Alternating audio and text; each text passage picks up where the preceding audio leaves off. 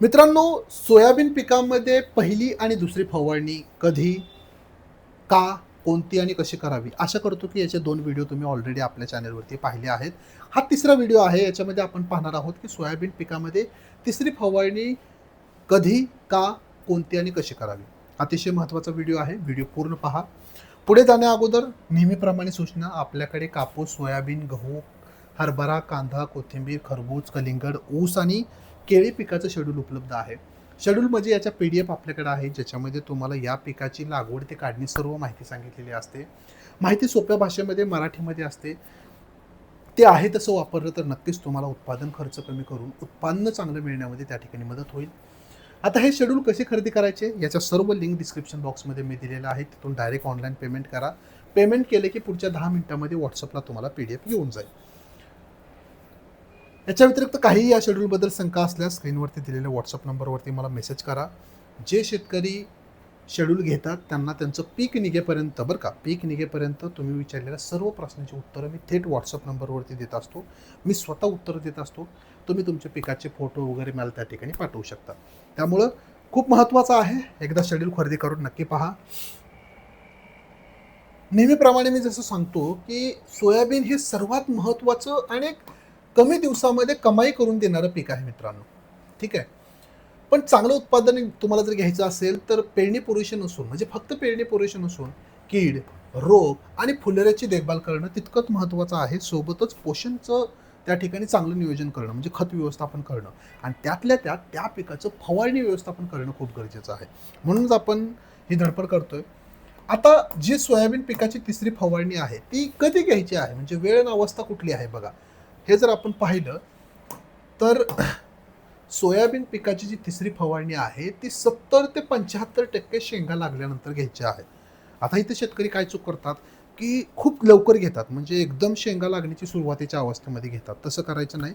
किंवा एकदम 100% सगळ्या शेंगा निबर झाल्यानंतर देखील फवारणी करायची नाही. 70 ते 75% शेंगा त्या ठिकाणी लागल्या, शेंगा भरण्याच्या अवस्थेमध्ये आपल्याला फवारणी घेणं गरजेचं आहे. कशासाठी घ्यायची आहे, काय उद्दिष्ट आहे या फवारणी मागचं? शेंगामधील दाण्यांचे वजन, आकार, चकाकी वाढवणे तसेच तांबेरा रोगाचे नियंत्रण करणे, ह्या फवारणीचं हे मुख्य उद्दिष्ट आहे. 15 लिटर पाण्यासाठी हे प्रमाण आहे. औषध जर आपण पाहिलं तर 13-0-45 100 ग्रॅम, नेटिव्हो 10 ग्रॅम आणि कोराजेन 6 मिली. आणि सोबतच जर पावसाची शक्यता असेल, ढगाळ वातावरण असेल, दव पडत असेल तर याच्यामध्ये स्टिकरची मात्रा तुम्ही 7 ते 8 मिली मिसळू शकता. एक एक करून ही औषधं 15 लिटर पाण्यामध्ये मिसळून चांगलं ढवळून घ्या आणि मगच आपल्या सोयाबीन पिकावरती याची फवारणी करा. ओके. आता या फवारणीचं नियोजन करताना बघा, तुम्हाला फोटो वगैरे काढून घ्यायचे असेल तर घ्या, जेणेकरून तुमच्याकडे रेकॉर्ड राहील. फवारणी करत असताना काही गोष्टींची काळजी देखील आपल्याला घ्यायची आहे. जसं की आता इथं सगळं लिहिलंय तरी देखील मी तुम्हाला सांगतो. फवारणी सकाळी 11च्या आत घ्या, सायंकाळी 4च्या नंतर घ्या, म्हणजे भर उन्हात फवारणी घेणं टाळा. भरपूर वारा असेल, पाऊस असेल, दव पडत असेल, ढगाळ वातावरण असेल, पावसाची शक्यता असेल, फवारणी घेणं टाळा. फवारणी घेताना कंपल्सरी जमिनीत थोडीशी ओल असणं गरजेचं आहे. फवारणीसाठी जे आपण पंप किंवा बॅरल वापरतो किंवा मग वापरतो, काही बाटली वापरतो, ते स्वच्छ साबणाने धुवून घ्या. कारण जर पाठीमागे एखाद्या तणनाशकाची फवारणी केली असेल तर त्याचे अंश याच्यामध्ये येणार नाहीत. फवारणीसाठी जे पाणी वापरतो 6.5-7 pH असणं आवश्यक आहे. स्वच्छ नितळ पाणी वापरा. जास्त गढूळ पाणी त्या ठिकाणी वापरू नका. आणि सर्वात महत्त्वाचं, फवारणी करताना स्वतःची काळजी घ्या.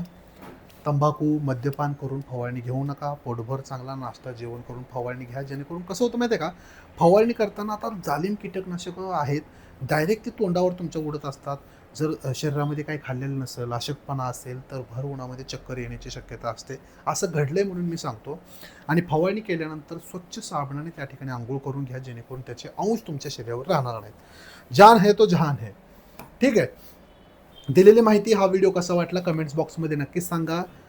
सोयाबीन पिकामधील पहिला, दुसरा आणि तिसरा व्हिडिओ याचे आपण डिटेलमध्ये व्हिडिओ आपल्या चॅनलवरती टाकलेले आहेत. कृषी डॉक्टरला फॉलो करून घ्या. असेच आपण कापूस पिकाचं देखील करणार आहोत. पहिली, दुसरी, तिसरी, चौथी, पाचवी, 6वी फवारणी आपण डिटेलमध्ये सर्व माहिती देणार आहोत. चला भेटूया एका नवीन व्हिडिओमध्ये. तुर्तास धन्यवाद.